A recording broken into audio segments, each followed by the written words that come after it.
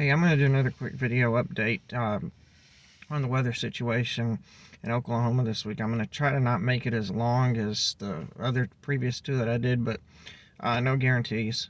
So we'll just see how it goes. First of all, I'm going to comment on the situation today. There was supposed to be, and there was technically, a system coming through this morning, maybe overnight last night, early this morning, whatever, that was supposed to bring some rain to the central and eastern part of the state and maybe mixed with some wintry precipitation in the northeast and east part. And that forecast has busted bad. And just another indication of, or at least in Oklahoma it did, what I've been saying for the last 2 or 3 weeks, that the model data is just crap. It's crap. It's crap. I don't even know anybody making any sort of forecast right now on anything is making a bold forecast just for how bad the model data has been.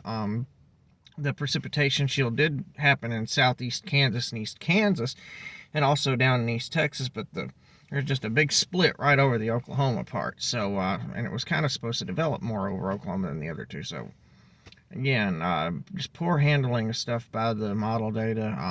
Really making meteorologists look like fools here lately.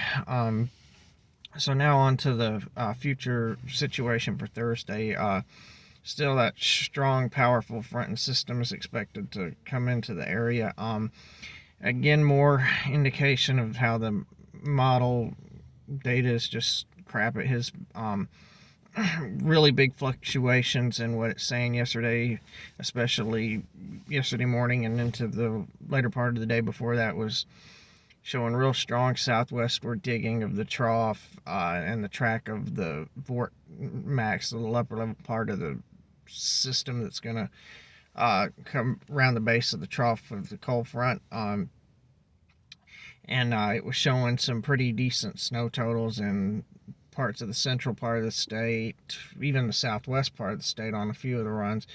Now it's kind of trended back towards the north and northeast part of the state again, and amounts maybe not quite as heavy, although it's still showing a pretty decent bullseye of heavier QPF well within the cold air. So with those high liquid to snow ratios, where 0.1 of QPF could equal 3 or 4 inches of snow, which is about 3 or 4 times more than normal, somebody somewhere, wherever that heavy bullseye band sets up, is going to get some very high snow totals. Right now, the data has shifted that a good 200 or 300 miles northeast from yesterday into southeast Kansas and southwest Missouri now, and has more of a quick shot band coming through the Oklahoma City metro area, and now it's back to almost next to nothing down in the Lawton and Altus area like it was a couple days ago. So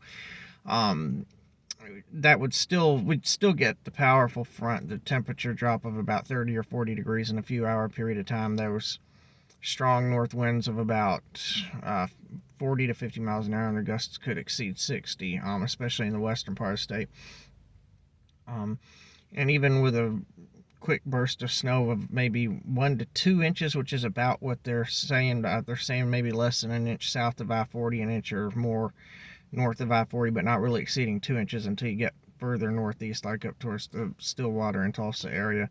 But even with that amount, with the blowing wind, there's still going to be some poor visibility, some near close to whiteout conditions sometimes, and some drifting snow. I don't think it would technically reach blizzard criteria due to the amounts and the short duration of it, but if that forecast verifies. But it would still be pretty difficult to deal with.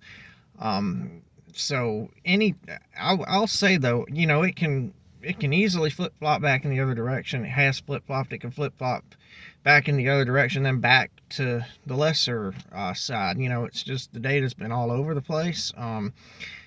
Just my opinion personally, the way that the Blue Norther is shooting from right down through the Oklahoma Panhandle straight south into the Texas Panhandle, and then more into the extreme western part of the state, and then it kind of curls back north into Oklahoma and the northern part of the state.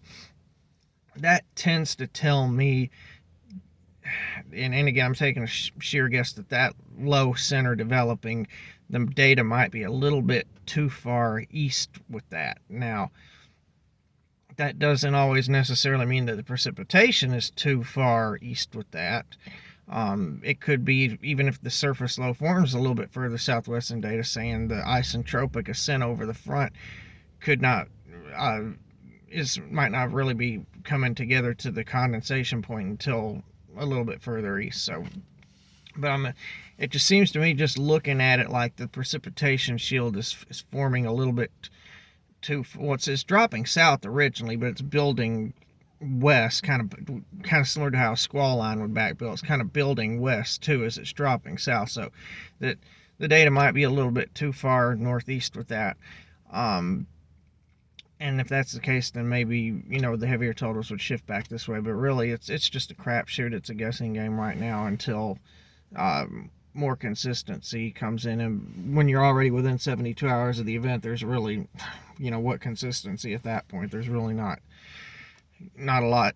Anyway, also, speaking of inconsistencies, the data has backed off on the Christmas Eve system now. Now it's got next to nothing, which it's been the trend with that. It's been showing up and then going away, then showing up and then going away. As far as the 22nd, 23rd event in Alabama, it does look like you all will be safely in the warm sector now. In fact, I don't even see the western, northwestern part of the state getting a chance of snow anymore. That track has shifted well west and is the closest snow gets is northwest Mississippi, or Tennessee, and if I looked at the data right. So I don't see anything for Alabama now out of this event, unless just something dramatically shifts. And of course, with it backing off on the 24 system here in Oklahoma, since that system was moving west-east, it's also backed off on it. Maybe in Alabama too for overnight Christmas Eve night into Christmas morning. We'll see if that system pops back up on the data. And because like I said, that's been coming and going. It's a couple days out still, so I'll be watching it. I'll do an update each day till Thursday, regardless, unless it just looks like absolutely no snow is going to happen at all, and then I'll just do a post saying that. So I will talk to you all tomorrow for the next one.